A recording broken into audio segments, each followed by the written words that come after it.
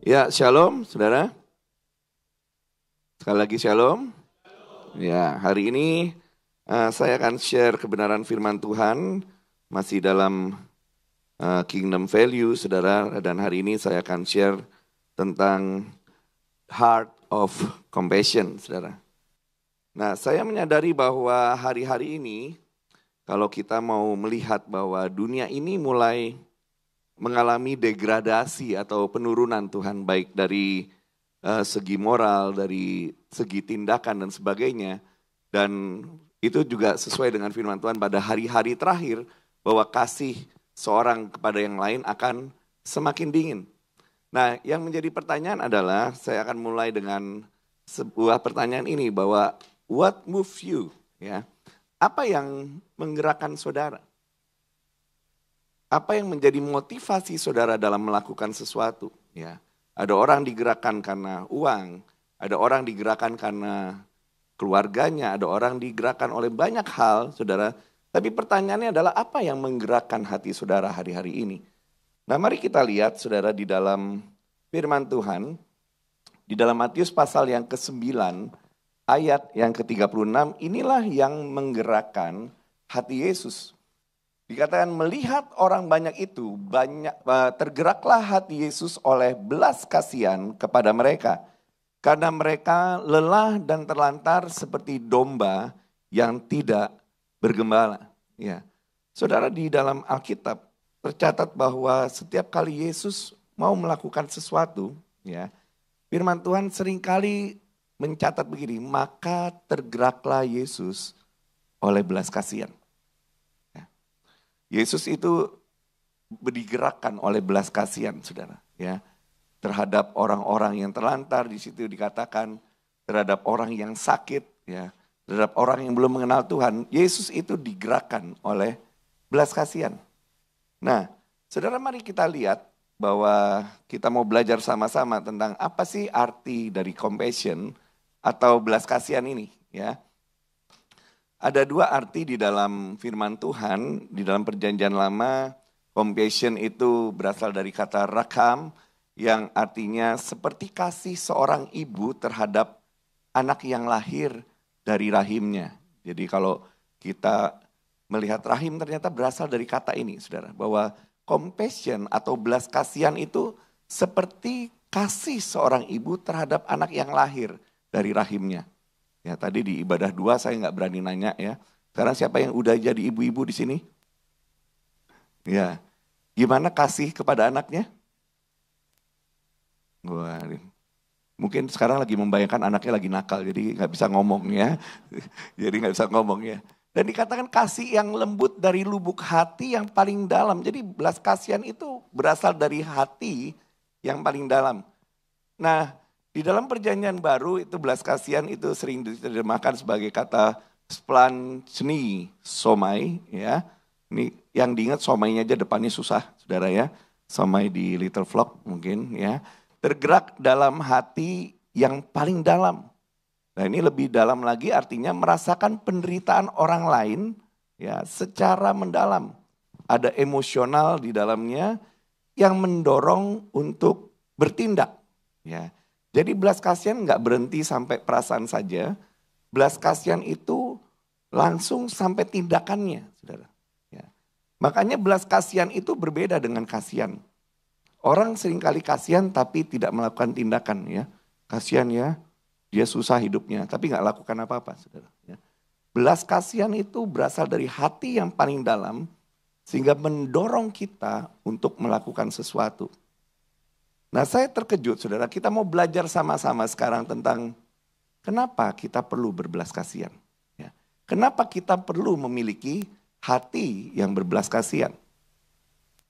Yang pertama, saudara, kita lihat ayat ini terlebih dahulu. Di Matius pasal yang ke-9, ayat yang ke-13, firman Tuhan berkata, jadi pergilah dan pelajarilah arti firman ini. Yang ku kehendaki ialah belas kasihan dan bukan persembahan. Karena aku datang bukan untuk memanggil orang benar, melainkan orang berdosa. Saudara, waktu saya baca ayat ini, saudara, Saya sedikit terkejut. Kenapa, saudara? Karena seringkali yang kita coba banggakan kepada Tuhan dalam tanda kutip. Seringkali yang kita coba berikan kepada Tuhan adalah semua persembahan kita. Ya, kita mau mempersembahkan sesuatu kepada Tuhan. Kita mau lakukan sesuatu sebagai bentuk persembahan kita kepada Tuhan. Tetapi firman Tuhan di sini dikatakan ini. Pergilah dan pelajarilah arti firman ini. Yang ku kehendaki ialah belas kasihan, dan ini yang menarik, dan bukan persembahan.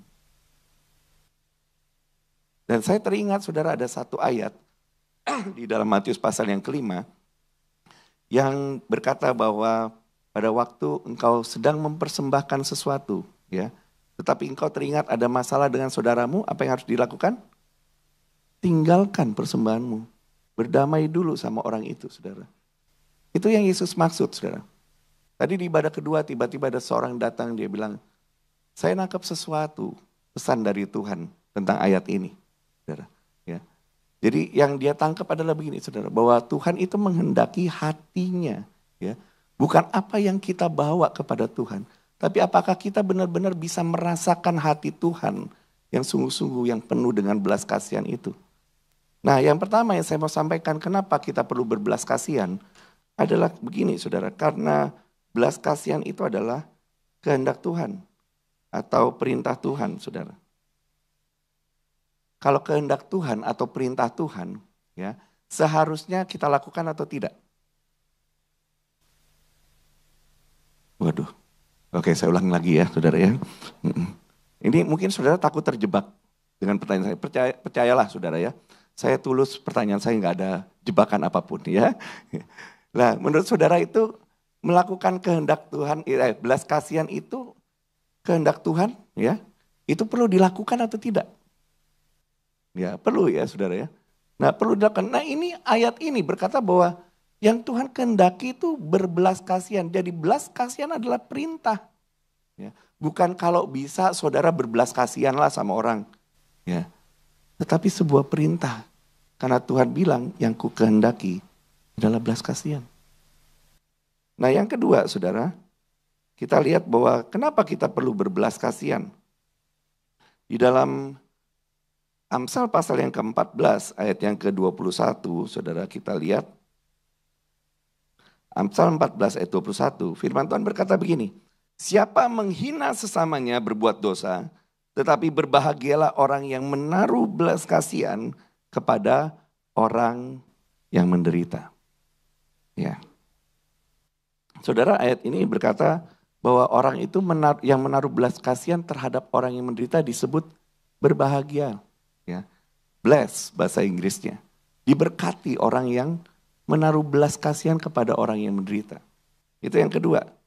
Kembali lagi. Yang ketiga, ternyata begini saudara, orang yang berbelas kasihan itu memuliakan Tuhan. Banyak dari kita, Tuhan aku mau memuliakan Engkau. Ya, dengan segala perbuatanku, dengan segala tingkah lakuku, dengan apa yang aku lakukan. Tapi di Amsal 14 ayat 31 kita lihat, dikatakan siapa menindas orang yang lemah, menghina penciptanya. Tetapi siapa menaruh belas kasihan kepada orang miskin, memuliakan dia. Saudara. Tadi di ayat 21 dikatakan menaruh belas kasihan kepada orang yang menderita.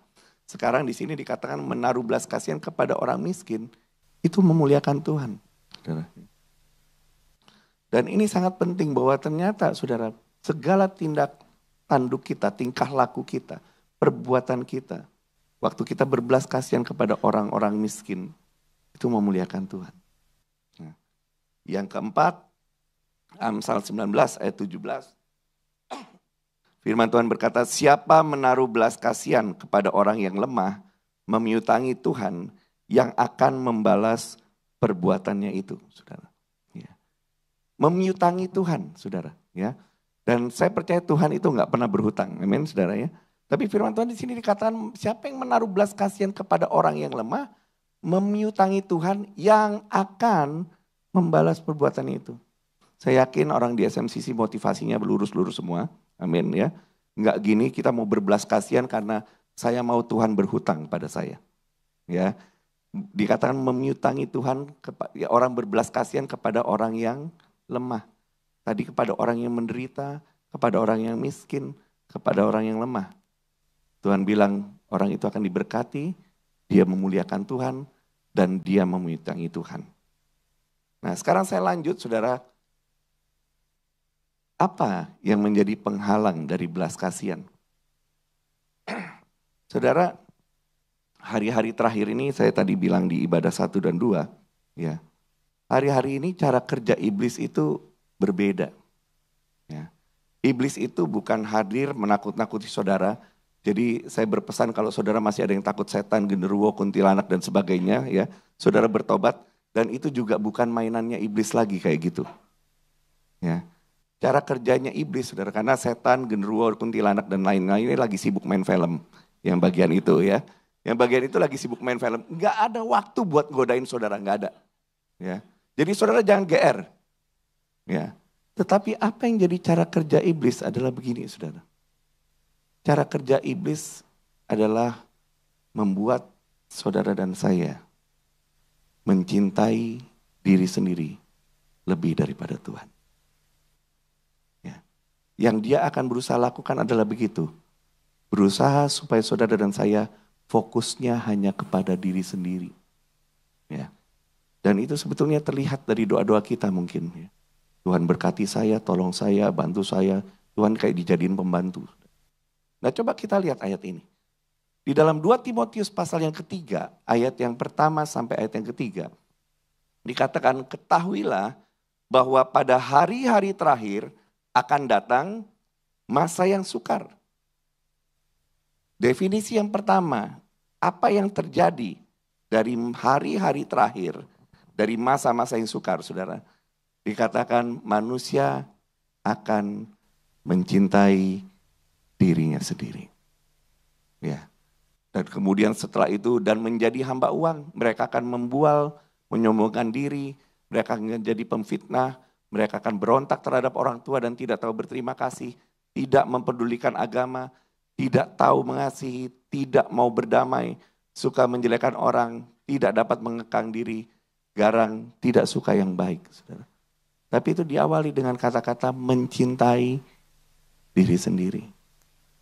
Dan itu yang iblis coba buat dalam diri kita. Keegoisan membuat kita gak bisa hidup untuk berbelas kasihan kepada orang lain. Yang kedua adalah ketidakpedulian atau apatis, saudara. Dan ini yang hari-hari ini sedang terjadi. Orang sudah mulai tidak peduli lagi, orang udah apatis dengan segala hal yang ada di sekeliling kita. Ya. Kalau ada kecelakaan, yang biasanya terjadi yang dilakukan apa, saudara? Ya, posting. Ini kakinya nih, liatin. Ya, kakinya jadi 3. Ya, setelah kecelakaan. Ya. Posting, tapi ditolong enggak? Enggak, saudara. Ya pokoknya difoto. Ya.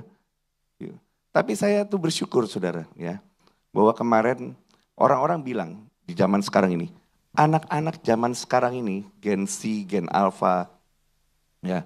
Itu adalah generasi yang paling tidak peduli terhadap lingkungan sekitarnya. Ya, generasi yang paling cuek. Tapi saya bersyukur kemarin di retreat leader, saudara, itu ada peristiwa yang mengharukan. Ada seorang anak yang lagi sakit, ya anak-anak Kindle, ya mungkin SMP begitu ya, lagi sakit, teman kita dari Jakarta yang datang. Tanpa disuruh, saudara, apa yang terjadi? Teman-temannya itu anak-anak SD, SMP, SMA itu datang ke kamarnya dan berdoa bagi orang yang sakit ini. Terus tadi saya iseng saya tanya, saudara, sembuh enggak? Ya tadi kok enggak yang tanya ya, kok enggak yang tanya, sembuh enggak? Besok paginya sehat, sembuh, saudara. Ya, boleh mau tepuk tangan? Boleh, saudara ya. Bukan tepuk tangan buat saya, enggak rela pasti saudara ya. Tepuk tangan buat Tuhan ya. Ya. Tapi saudara saya cerita ini udah 3 kali loh, ibadah 1, 2, 3. Saya tetap mau nangis. Saudara. Karena saya bersyukur begini. Bahwa di tengah orang-orang yang mencap generasi ini adalah generasi yang tidak peduli. Ternyata masih ada anak-anak yang mau peduli terhadap sesamanya. Saudara. Gak disuruh, tiba-tiba mereka berdoa. Dan mujizat terjadi, anak ini sembuh. Saudara, ya. Mungkin kalau kita berpikir Allah paling cuma sakit pilek dan sebagainya. Buktinya saudara sakit pilek gak sembuh-sembuh juga. Ya. Nah, itu ketidakpedulian saudara. Kita itu harus berusaha lawan dengan opposite spirit. Ya. Yang namanya belas kasihan. Yang ketiga penghakiman atau prasangka. Saudara ini yang mungkin lebih sering terjadi saudara ya. Jadi kita itu kalau mau berbelas kasihan sama orang itu suka curigation. Ya, suka curiga ini orang ini motifnya apa, kepinginnya apa, mau memanfaatkan saya apa enggak, ya, mau deket-deket saya ini apa nih alasannya, saudara. Ya. Satu kali saya pernah ketemu orang yang luar biasa, saudara. Dia seorang pengusaha di Jakarta. Setiap kali eh, orang datang ke dia, nawarin barang apapun, ya, asal berguna, dia beli, saudara. Ya. Dia beli dan saya merasa bahwa orang ini dimanfaatkan, ya. Dan saya bilang sama dia, karena umurnya lebih tua, saya bilang, Om nggak merasa dimanfaatkan ya? Itu setiap kali orang nawarin sesuatu sama Om, kok Om beli gitu ya? Ya. Setiap kali ada orang cerita masalahnya sama Om, jangan suruh saya kenalin saudara sama Om itu ya. Ya. Saya setiap kali orang cerita punya masalah, entah dia bohong atau tidak, karena saya tahu ada beberapa orang yang bohong ya. Bahkan yang saya tahu pasti orang itu pinjam uang, ternyata uangnya itu buat narkoba. Ya. Akhirnya ketangkep polisi waktu itu. Dan saya tanya, Om itu nggak takut dimanfaatkan ya? Kalau dia jawab nggak takut, saya mencoba memanfaatkan gitu loh saudara. Oh enggak, ternyata enggak saudara ya. Dia bilang, enggak. Dia bilang, apa yang jadi motivasinya dia, itu urusannya dia sama Tuhan. Dia mau tipu saya, dia mau manfaatkan saya, itu urusannya dia sama Tuhan. Bagian saya adalah memberi apa yang saya punya, itu juga titipan dari Tuhan. Saya udah kenal Om ini 15 tahun, Om ini nggak tambah melarat saudara, tambah diberkati Tuhan. Ya. Tetapi seringkali saya waktu dengar itu iya ya, kita itu kadang-kadang mau nolong aja, orang kayak perlu disuruh bikin proposal gitu loh. Tujuannya apa, latar belakangnya apa, ya. Kenapa kamu begitu? Terus suka menghakimi ini, nggak punya duit terus ini kurang doa ini, ya. Kayaknya kurang doa ini. Ya. Perlu lakukan sesuatu. Belas kasihan itu mengalir dari hati Tuhan kepada hati saudara. Ya, jadi tanpa penghakiman, tanpa prasangka. Yang keempat ketakutan saudara. Ya. Ketakutannya apa sih? Ketakutannya gini saudara. Aduh saya ini nggak mau punya hati yang penuh dengan belas kasihan ya. Karena saya takut nanti waktu saya, energi saya, uang saya itu habis semua buat orang. Suatu kali ada seorang anak yang bilang kepada saya, kok bisa nggak didoain? Saya itu setiap kali lihat orang susah, saya selalu nangis. Bisa nggak didoain supaya saya nggak nangis? Ya, jadi saya bingung sudah didoain supaya dia nggak nangis. Ya, tapi saya bilang ini, berarti itu Tuhan taruh sesuatu di dalam hatimu. Ya, hati yang penuh dengan belas kasihan. Kadang-kadang kita juga nggak mau direpotin, pekaan gitu. Saya juga pernah suatu kali begini, saudara, saya lagi capek gitu ya. Duh Tuhan, saya jangan ditemuin sama orang-orang dulu deh ya. Jiwa introvert saya lagi meronta-ronta ya. Tiba-tiba lagi punya masalah juga saudara di rumah. Tiba-tiba ada aja Tuhan kirim orang-orang yang masalahnya berat-berat gitu. Dan saya sering ngomong sama istri saya, aduh kok nambah-nambah masalah aja ya gitu ya. Nambah-nambah mikir, perlu mikir dan sebagainya. Tapi kemudian Tuhan ajar saya begini saudara. Kalau orang itu ketemu dengan kamu, berarti Tuhan punya maksud. Ya. Jangan habis ini saudara sering-sering ketemu saya ya. Ya. Orang itu punya tujuan, punya maksud dan aku juga punya maksud. Mother Teresa bilang begini saudara. Jangan biarkan orang yang berjumpa dengan saudara tidak mendapat apa-apa. Paling tidak, kalau dia berjumpa dengan saudara, dia mengalami dua hal. Yang pertama, dia mengalami kebahagiaan. Ya. Yang kedua, dia mengalami pertumbuhan. Dia mengalami mengalami berkat. Dia mendapatkan berkat dari saudara. Ya. Bukan waktu ketemu saudara masalahnya 1, pulang 10. Ya. Tetapi orang ini mengalami perubahan, kebahagiaan. Dan saya percaya begini bahwa orang yang hidupnya penuh dengan belas kasihan, saudara, itu hidupnya tuh penuh dengan kemurahan. Ya. Dan yang terakhir yang saya mau sampaikan begini, saudara. Gimana mengembangkan compassion? Mengembangkan compassion dalam diri saudara. Ya. Yang pertama adalah mengenal hati Tuhan. Mengenal hati Tuhan itu, Tuhan tuh melihat, dia merasakan, dan kemudian dia melakukan. Ya. Kalau kita melihat, tapi kita nggak rasakan, ya, kita nggak merasakannya, saudara. Itu jangan-jangan kita salah melihat. Nah, kita harus berdoa melihat dari kacamata Tuhan. Bukan kacamata kita, saudara. Kadang kalau dari kacamata kita, kita lihat orang gitu ya, menjengkelkan. Ya. Orang ini, bahasa Prancisnya bencekno. Ya. Orang ini begini. Itu kalau lihat dari kacamata kita, bukan dari kacamata belas kasihannya Tuhan. Sehingga makanya kita nggak bisa merasakan lagi apa yang Tuhan rasakan. Dan apalagi melakukan. Padahal saudara, ya, kemarin kita di Retreat belajar tentang kingdom power, ya. Tentang kuasa yang sudah ada di dalam diri kita. Dan saya percaya, ya, kuasa mujizat yang Tuhan lakukan dalam hidup kita. Alkitab mencatat bahwa firman Tuhan berkata, tergeraklah Yesus oleh belas kasihan, maka kemudian mujizat terjadi. Kuasa yang ada di dalam diri saudara dan saya, itu harusnya di-drive dari belas kasihan. Banyak kesaksian kemarin saling mendoakan, ada yang sembuh, ya, ada yang sembuh, ada yang dapat bahasa roh, ya. Dan saya percaya bahwa itu keluar dari hati yang penuh belas kasihan. Ya. Jadi doa kita sekarang adalah Tuhan minta kita mengajarkan bahwa melihat seperti apa yang Tuhan lihat, merasakan seperti apa yang Tuhan rasakan, sehingga kita bisa bertindak seperti apa yang Tuhan lakukan. Ya. Makanya berdoa, saudara, untuk hati yang peka. Ya. Hati yang peka ini penting. Sehingga waktu berdoa, kita berdoanya begini, Tuhan, kalau Engkau mempertemukan dengan orang-orang, berarti Tuhan punya maksud untuk saya lakukan sesuatu. Ya. Terus melatih empati. Saudara. Melatih empati itu penting. Itu jadi kebiasaan harusnya melatih empati, saudara.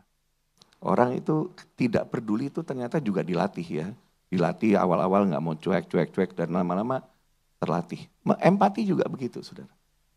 Kita harus melatih kalau lihat orang, belajar lihat kebutuhan apa atau apa yang bisa saya berikan buat orang itu. Dan kemudian bertindak dalam kasih. Nah, saudara, di dalam Matius pasal yang ke-5, kalau saudara ingat ceritanya atau saudara pernah baca di dalam Matius pasal yang ke-5 itu berbicara tentang begini, mengasihi musuh, berdoa bagi mereka yang menganiaya. Saudara yang pernah baca ayat ini? Ya, kalau kamu ditampar pipi kiri, apa saudara? Kasih, nggak berani ngomong ya. Kalau tampar pipi kiri, kasih pipi kanan. Setelah itu kasih kaki kiri. Ya. Ya. Yesus tuh lagi ngajarin di Matius 5. Kasihlah musuhmu. Kalau kamu mengasihi orang yang berbuat baik kepadamu juga, apakah upahmu? Nah, Matius 5 ayat 48 berkata, oleh sebab itu hendaklah kamu sempurna sama seperti Bapamu di surga yang adalah sempurna. Nah, saya terkejut saudara di dalam Lukas pasal yang ke-6. Coba kita lihat sebentar, ini ayat terakhir. Lukas pasal yang ke-6, ayat yang ke-35, kita mulai ayat yang ke-35.